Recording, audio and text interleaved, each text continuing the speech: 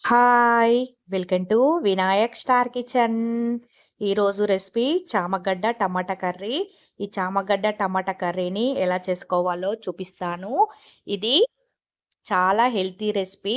చాలామంది చామగడ్డ కర్రీని తినడానికి ఇష్టపడరు. ఎందుకంటే బంకగా జిగురుగా ఉంటుందని చాలామంది తినడానికి ఇష్టపడరు. ఒక్కసారి ఇలా నేను చెప్పినట్టు ట్రై చేయండి. ముక్క కూడా వదిలిపెట్టకుండా తింటారు. అంత బాగుంటుంది టేస్ట్ కూడా.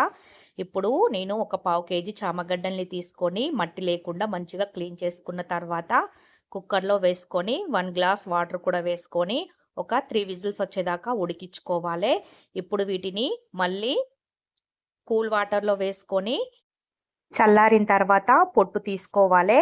మరీ ఎక్కువ ఉడికించకండి. ఒక 2 to 3 విజిల్స్ ఉడికితే సరిపోతాయి. లేదంటే ఇవి మెత్తగా అయిపోతాయండి పేస్ట్ లాగా. ఇప్పుడు వీటిపైన ఇలా పొట్టు మొత్తం తీసేయాలి.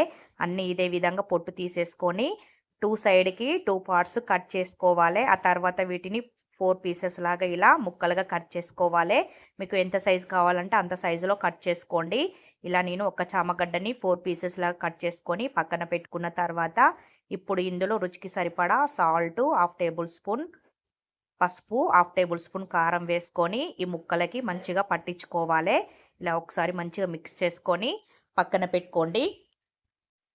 ఇప్పుడు ఒక కడాయి పెట్టుకొని ఇందులో 2 టేబుల్ స్పూన్ల ఆయిల్ వేసుకొని ఆయిల్ హీట్ అయిన తర్వాత మనం కలిపి పెట్టుకున్న ఈ చామగడ్డ ముక్కల్ని ఇందులో వేసుకొని ఇలా కలుపుతూ ఆయిల్లో మంచిగా ఫ్రై చేసుకోవాలి. ఇవి కలర్ చేంజ్ అయ్యే వరకు అలాగే ఈ బంక మొత్తం పోయేదాకా వీటిని మంచిగా ఫ్రై చేసుకోవాలి. గ్యాస్ సిమ్లోనే పెట్టి కలుపుతూ ఫ్రై చేసుకోండి. ఇలా ఫ్రై చేయడం వల్ల మనకి జిగురు అనేది ఉండదు. అలాగే బంక కూడా లేకుండా టేస్ట్ కూడా చాలా బాగుంటాయండి. ముక్కలు మొత్తం తినేయచ్చు ఇలా ఫ్రై చేసుకొని కర్రీ చేస్తే. ఇప్పుడు వీటన్నింటిని ఇలా ఫ్రై అయిన తర్వాత ఒక బౌల్లో వేసుకొని పక్కన పెట్టుకోవాలి. అదే కడాయిలో ఇంకో 1 టేబుల్ స్పూన్ ఆయిల్ వేసుకుంటున్నాను. ఇందులోనే ఒక 2 పచ్చిమిర్చి, ఆ తర్వాత 1/2 టేబుల్ స్పూన్ జీలకర్ర, 1/2 టేబుల్ స్పూన్ ఆవాలు, చిన్నగా కట్ చేసి పెట్టుకున్న ఆనియన్స్ ముక్కలను కూడా వేసుకొని మంచిగా ఫ్రై చేసుకోవాలి. ఇలా కొంచెం ఫ్రై అయిన తర్వాత ఇప్పుడు ఇందులో నేను కరివేపాకు కూడా వేసుకుంటున్నాను. ఇలా కరివేపాకు కూడా వేసుకొని ఒకసారి మంచిగా కలుపుకోవాలి. ఇప్పుడు ఇందులో 1/2 టేబుల్ స్పూన్ పసుపు, ఆ తర్వాత 1/2 టేబుల్ స్పూన్ అల్లం పేస్ట్ వేసుకొని పచ్చివాసన పోయేదాకా ఇలా ఫ్రై చేసుకోవాలి. ఇప్పుడు ఇందులోనే నేను ఒక 2 టమాటాలను చిన్నగా కట్ చేసి వేసుకుంటున్నాను. ఈ టమాటా ముక్కలను కూడా వేసుకొని మంచిగా ఒకసారి కలుపుకోవాలి. ఈ టమాటాలు తొందరగా మగ్గాలంటే ఇందులో సాల్ట్ వేసుకుంటున్నాను. ఇలా 2 టేబుల్ స్పూన్ల సాల్ట్ వేసుకుంటున్నాను. సాల్ట్ అనేది చూసి వేసుకోండి. ఆల్రెడీ మనం ఈ చామగడ్డ ముక్కలకు పట్టించాం కాబట్టి సాల్ట్ కొంచెం తక్కువగానే పడుతుంది. ఇప్పుడు టమాటాలు మగ్గిపోయిన తర్వాత ఈ చామగడ్డ ముక్కలను కూడా ఇందులో వేసుకొని ఒకసారి బాగా మిక్స్ చేసుకోవాలి. ఆ తర్వాత ఇందులో 1 టేబుల్ స్పూన్ కారం వేసుకుంటున్నాను. కారం కూడా వేసుకొని ఒకసారి మంచిగా కలుపుకొని ఒక 1 మినిట్ ఫ్రై చేసుకోవాలి. 1 మినిట్ తర్వాత 1 గ్లాస్ వాటర్ కూడా వేసుకుంటున్నాను. ఇలా వాటర్ కూడా వేసుకొని ఒకసారి మంచిగా మిక్స్ చేసుకోవాలి.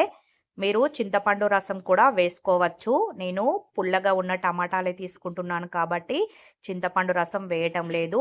ఇప్పుడు ఇందులో 1 టేబుల్ స్పూన్ పచ్చిధనియాల పౌడర్, 1/2 టేబుల్ స్పూన్ మెంతి పౌడర్ కూడా వేసుకొని ఒకసారి మిక్స్ చేసుకొని మూత పెట్టి కర్రీ దగ్గర పడేదాకా ఉడికించుకోవాలి. ఇలా మధ్య మధ్యలో కలుపుతూ ఉడికించుకోండి. బరువు తగ్గాలనుకునే వారికి కూడా ఈ చామగడ్డ చాలా ఉపయోగపడుతుందండి. ఇప్పుడు ఇలా కర్రీ దగ్గర పడిన తర్వాత ఇందులో చిన్నగా కట్ చేసి పెట్టుకున్న కొత్తిమీర కూడా వేసుకొని ఒకసారి మిక్స్ చేసుకొని ఆ తర్వాత స్టవ్ ఆఫ్ చేసి సర్వ్ చేసుకోవడమే. ముక్క కూడా వదిలిపెట్టకుండా తింటారండి ఈ చామగడ్డ కర్రీని. ఇలా చేస్తే అస్సలు జిగురు అనేది అలాగే బంక అనేదే ఉండదు. ఇలా చామగడ్డ టమాటా కర్రీని చేస్తే ఈ వీడియో మీకు నచ్చినట్లయితే సబ్స్క్రైబ్ చేసుకొని లైక్ చేయండి. Thank you for watching.